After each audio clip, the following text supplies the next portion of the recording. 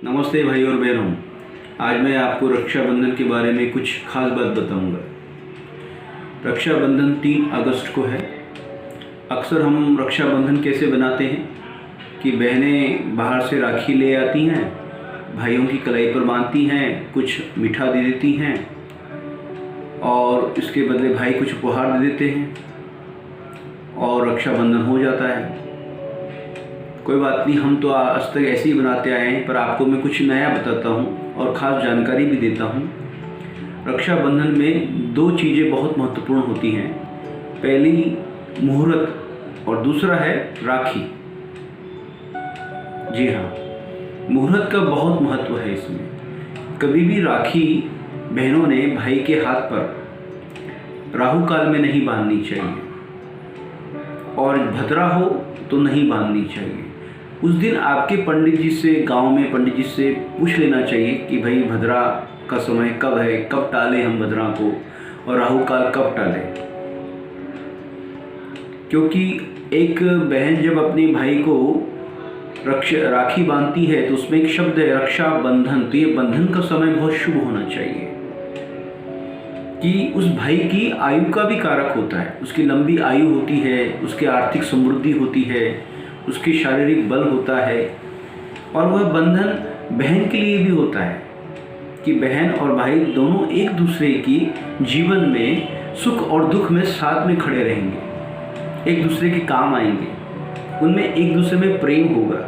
तो यह बंधन का समय अगर थोड़ा अशुभ हो जाए तो मामला खराब हो जाता है। इसलिए इसमें मुहूर्त ही महत्वपूर्ण है भाई और बहनों।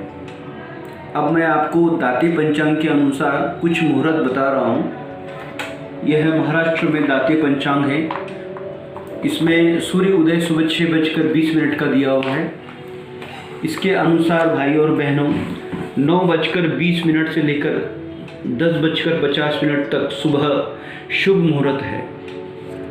9:20 से लेकर 10:50 तक शुभ मुहूर्त है। उसके बाद में दोपहर में 3:20 से लेकर शाम को 6:20 तक लाभ और अमृत योग है। अगर आपने इस मुहूर्त को नहीं साध पाए, कुछ बहनें और भाई सही समय पर नहीं आ पाते हैं, किसी कारण कहीं फंस जाते हैं, तब अपनी कलाई पर राखी बांधते समय बहनों ने मृत्युंजय मंत्र का जाप कर कर बांधनी चाहिए। ओम त्र्यंबकम यजामहे सुगंधिम पुष्टिवर्धनम उर्वारुकमिव बंधनान्त मृत्योर्मुक्षीयमामृतात्। ऐसा आप 11 बार बोल लीजिए और उसके बाद आप तिलक लगाइए और रक्षा का बंधन कीजिए। और जब आप मुहूर्त में बांधेंगे तब भी आपने यह मंत्र बोलना है। 11 बार यह मंत्र आपने बोलना है। यह आपके भाई की और आपके लिए भी आयु सुख समृद्धि का कारक होता है।